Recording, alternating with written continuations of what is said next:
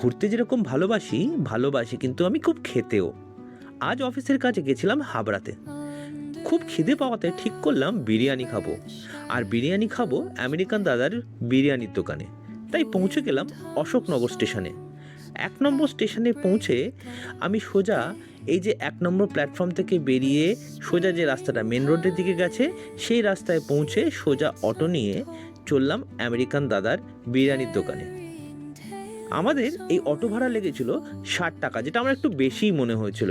Share অটোতে ৬০ টাকাটা একটু বেশি।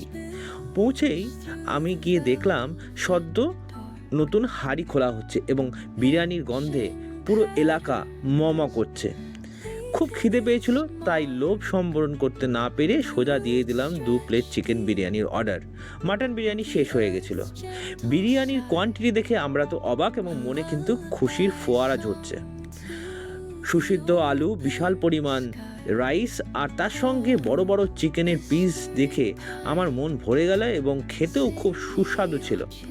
আমি এবং আমার কালিগ বাবুসোনার তো অসাধারণ লেগেছে।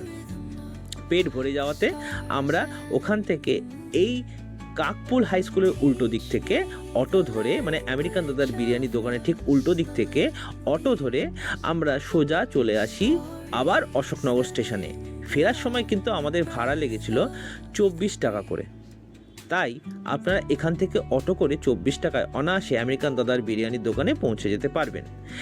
আবার কলকাতায় ফিরতেই হতো, তাই আবার চলে আসলাম অশোকনগর স্টেশন এবং সেখান থেকে ট্রেন ধরে কলকাতার পথে ফিরে আসলাম। সেটা ১০০ টাকা না, ৮৫ টাকা chicken biryani, unlimited rice and আলু। আমার মনে হয় এই অ্যামাউন্ট আর এই টাকাটা ওর দিন, কারণ যে পরিমাণে বিরিয়ানি ওরা দিয়েছে আমি অন্তত খেয়ে শেষ করতে পারলাম না।